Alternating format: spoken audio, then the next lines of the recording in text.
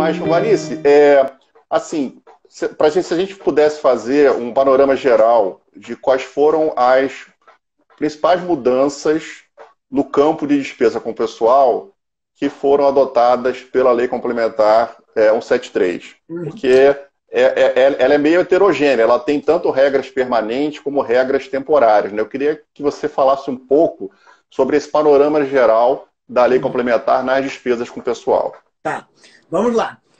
Assim, no campo específico de despesa de pessoal, ela tem pelo menos dois grandes gêneros de intervenção, né?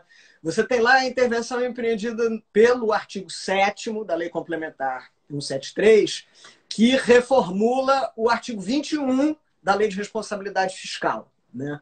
Aí, veja que esta intervenção empreendida pelo artigo 7º, ela é uma intervenção de caráter permanente, né? Ela reconfigurou a disciplina da Lei de Responsabilidade Fiscal, trazida no artigo 21, onde se combina nulidade de pleno direito para atos que envolvam despesa de pessoal, já vamos falar sobre isso. Então, você tem o artigo 7º fazendo essa reconfiguração da disciplina do artigo 21. E você tem o artigo 8º, que é o que é mais sensível, já tem um monte de gente perguntando aqui, e o triênio, isso, aquilo, né? Eu estou vendo aqui. Você tem o artigo 8º, que aí é uma regra transitória, né?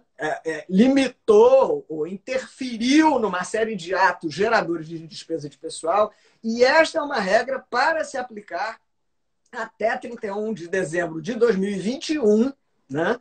E aí a 173 já se diferenciou das outras normas, que normalmente estão referenciadas até 31 de dezembro de 2020, que é a data prevista para o término do estado de calamidade, né?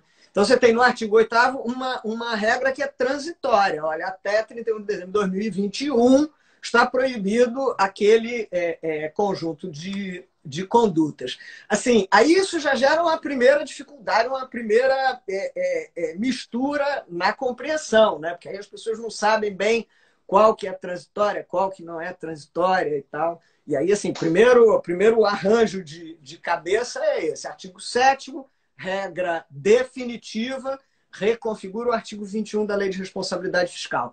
Artigo 8º, regra transitória, que vigerá até 31 de dezembro de 2021, limitando providências que determinariam um aumento no gasto de pessoal. Esse é o primeiro grande desenho.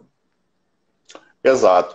Agora, Vanessa, como você bem colocou, dá a impressão de quem fez a lei, dá a impressão de que supostamente conhece bem a máquina pública federal.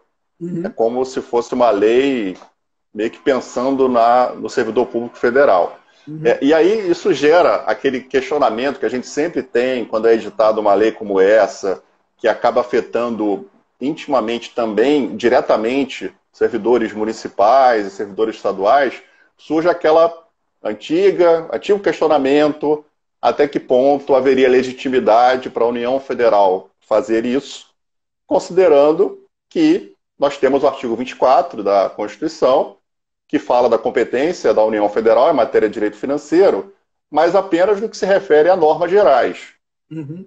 E aí a gente tem aquele eterno dilema do direito brasileiro, que é saber qual é o conteúdo dessa expressão tão indeterminada, normas gerais.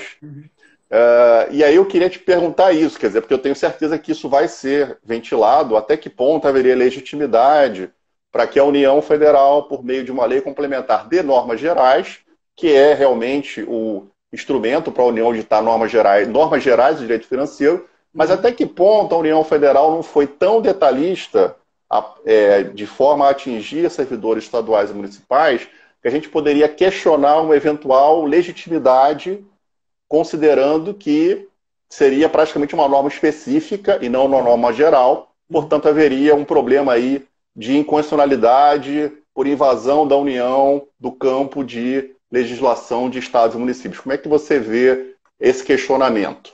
Assim, vale já fazer um apontamento, já tem, pelo menos até onde eu pude mapear, já tem duas ADINs, né, em torno da 173, que são a ADIN 6444 e 6447. Acho que as duas impetradas por partido político. Acho que uma é a Rede, outra é o PT, uma coisa assim. Estão todas distribuídas por prevenção. O ministro Alexandre de Moraes, sempre ele, né? De novo, né? Gente, de novo, Alexandre de Moraes. Ele deve ter lavado, secou a louça com Santo Sudário, alguma coisa ele fez e tal. Não, o cara tá sempre na onda. Mas, enfim, já existem duas ADINs e esse tema é discutido, né? Acho que há um complicador aí no caso da 173, porque é como eu disse, você tem o artigo 7º reconfigurando o 21 da Lei de Responsabilidade Fiscal. Você tem o artigo 8º, que não é isso, é uma regra transitória, né? Também faz através de uma mudança, né, referida ao artigo 65, mas não é uma mudança no texto da Lei de Responsabilidade Fiscal. E você ainda tem, Gustavo, hoje mesmo eu estava discutindo à tarde, aquele artigo 10, que é o da suspensão do prazo de validade dos concursos, que tinha um dispositivo dizendo, olha, isso se aplica também a estados e municípios. Tinha um parágrafo dizendo isso, acho que era o primeiro ou segundo, já não me lembro bem, que foi vetado pelo presidente da República. Né? E que já está gerando uma confusão, porque no caso do município do Rio de Janeiro, a gente aprovou uma emenda à lei orgânica dizendo a mesma coisa. Está suspenso o prazo de validade dos concursos. Né? Beleza, resolveu. Né? Mas no caso de outros estados e outros municípios, você não teve a mesma providência. Então a galera está lá com esse problema. Hoje mesmo eu tive notícia de uma decisão em BH, em Belo Horizonte, onde eles aplicaram diretamente o artigo 10, até sem o parágrafo. Bom, por que eu estou fazendo referência a esses três casos? No artigo 7º, que é o tal que mudou o artigo 21, penso que a situação é um pouco mais tranquila. Porque essa mesma discussão sobre até que ponto a União poderia dispor sobre essas coisas, ela se deu quando a Lei de Responsabilidade Fiscal foi editada. Né? Então, você teve uma ADI, que é a ADI 2238, quero crer, né? que já versava sobre essa discussão. Então, dizia eu, já tínhamos uma ADIM, que era a ADIM 2238, que já versava sobre se a União podia ou não podia dispor sobre nulidades, sobre matéria de despesa de pessoal. Embora o julgamento dessa ADIM não tenha terminado, a ADIM 2238 não acabou, não tenha terminado. Cara, aí, gente, que eu estou aqui administrando a entrada do Gustavo de volta. Embora o julgamento da 2238 não tenha terminado, o julgamento do Supremo Tribunal Federal não tenha terminado, mas fato Opa, voltou. Eu fui falando, né? Tá bom, tranquilo.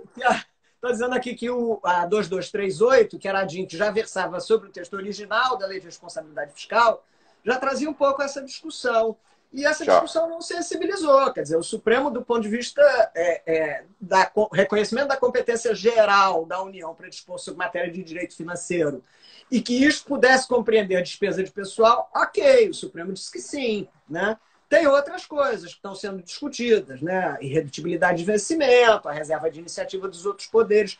Mas o desenho geral, será que a União pode dispor sobre essa matéria, dizendo que é matéria de direito financeiro? Acho que em relação, por exemplo, à alteração no artigo 21, acho que isso não será problemático. Já está mais ou menos em linha de sintonia com uma tendência que o Supremo expressou na 2238. No artigo 8º, aí já fica um pouco mais... enfim, já reserva o benefício da dúvida. Vamos lembrar, o artigo 8º da Lei Complementar 173 é o que a moçada está nervosa, que vou perder meu triênio, a minha LE, pode contar, não pode, a incorporação no município, está todo mundo nervoso. Eu vou chegar lá, povo, calma que eu vou chegar lá. Né?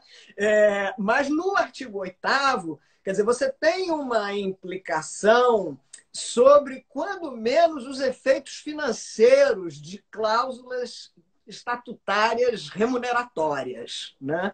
Então, aí você já não é a mesma coisa que o artigo 7º, né? Já tem uma implicação um pouquinho diferente. Neste tema, né, estou aqui me reportando a 2238, que é a DIN que o Supremo está concluindo o julgamento.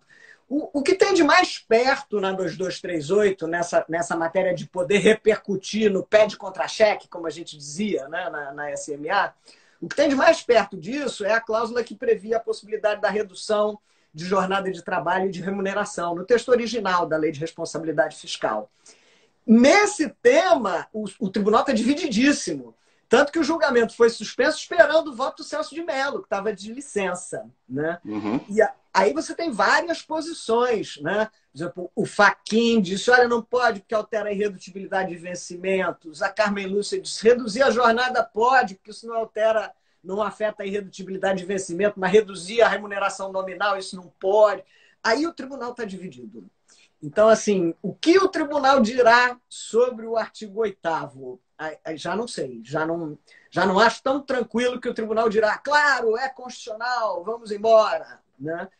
Veja que não estamos tratando exatamente de aplicação da garantia de irredutibilidade de vencimentos, porque o artigo 8º não diz que você não vai mais haver o seu triênio, né?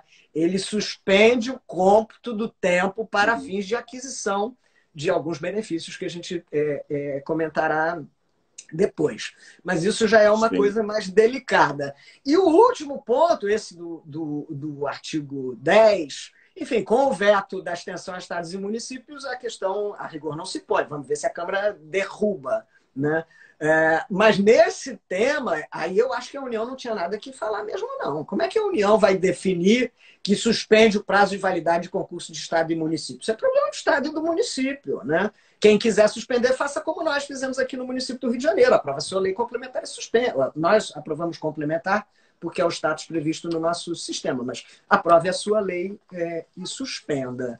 Então, eu diria que o quadro é este. Acho que o artigo 7º tem 95% de chance de prosperar, o 8º já é mais ser disso. Vamos ver o que nos diz o Supremo Tribunal Federal. E também...